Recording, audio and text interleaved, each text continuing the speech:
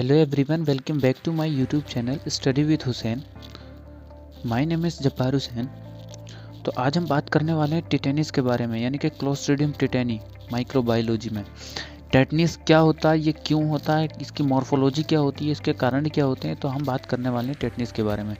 तो Clostridium tetani यानी कि Clostridium tetani is the causative organism of tetanus, यानी कि ये टेटनिस फैलाने का एक काउजेटिव ऑर्गेनिज्म है जिसे हम क्लोस्ट्रीडियम टिटेनी बोलते हैं। तो tetanus has been known since very early time having been the describe by the Hippocrates and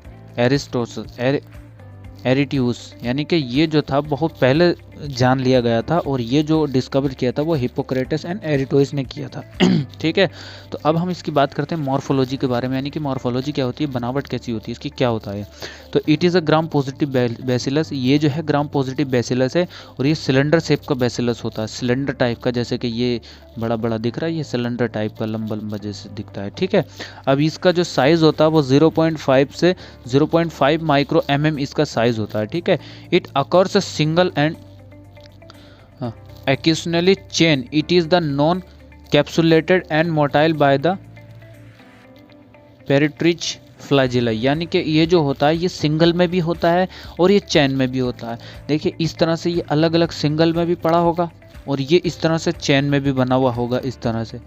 ठीक है, ये चैन में भी होगा और इसमें सिंगल भी होगा और चैन भी होगा।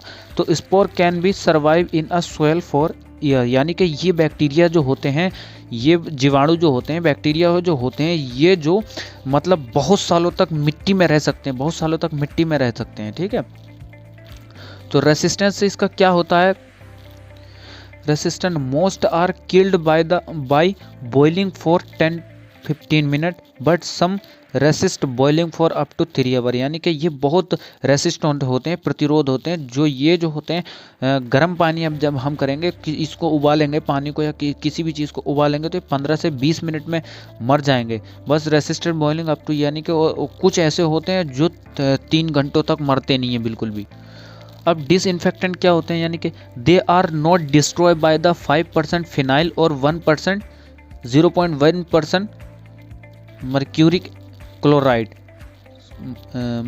क्लोराइड सॉल्यूशन इन 2 वीक और मोर, यानी कि ये जो होते हैं 5% फिनाइल और 0.1% मर्क्यूरिक क्लोराइड सॉल्यूशन में नहीं मरते, यानी कि 2 से 3 वीक तक ये मरते नहीं हैं, 2 से 3 वीक तक बिल्कुल नहीं मरते। But iodine and dihydrogen peroxide kill by the spore with a few minute, यानी कि आयोडाइन एंड डाई और हाइड्रोजन पेरोक्साइड जो होता है, ये जो होता है कुछ मिनटों में इसको ख़त्म कर देता है।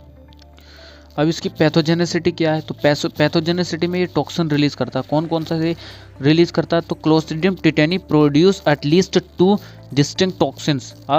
नंबर पहला है हीमोलाइसिन, जिसे हम टिटेनोलाइसिन भी बोलते हैं, और दूसरा जो एक पावरफुल टॉक्सिन्स होता है जो न्यूरोटॉक्सिन होता है जिसे हम टिटेनोस्पाज्म बोलते हैं, ठीक है, टिटेनोस्पाज्मिन बोलते हैं। तो टिटेनोस्पाज्मिन जो होता है, this is a toxin responsible for the tetanus, यानी कि ये वाला टॉक्सिन जो होता है टिटेनोस्पाज्म, तो ये जो होता है टेटनिस के लिए बहुत ही मतलब रिस्पॉन्सिबल होता है टेटनिस फैलाने के लिए। ठीक है, तो tetanus is a characterize by the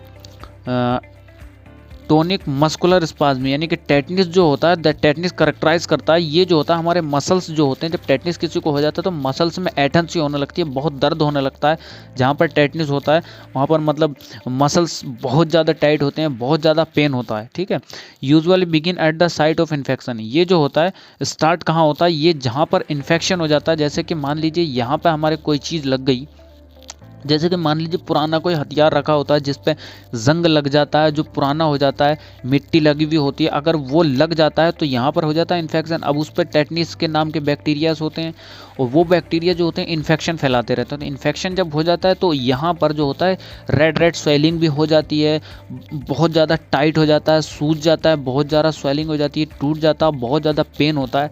तो इसीलिए बोलते हैं कि इन चीज़ों को उससे बच के रहना चाहिए। और ये स्वेलिंग में और ये सॉइल जो होती है, मिट्टी जो होती है, इसीलिए ये बहुत सालों तक इसी में जिंदा रहते हैं। तो टेटनस में आल्सो काउज बाय द अनसिस्ट इंजेक्शन, यानी कि ये राइल इंजेक्शन, यानी कि ये जो हो सकता है ये मतलब अनसेफ इंजेक्शन जो होते हैं उन्हें लगाने से भी हो सकता है। ठीक है, अब इनका इंक्यूबेशन पीरियड क्या होता है, यानी कि कब तक रहते हैं, तो ये 6 से लेके 12 6 साल से 12 मतलब 6 से 12 दिन तक इनका पता चलता है, यानी कि 6 से 12 दिन में इनको पता चलता है टेटनिस का क्या होता है।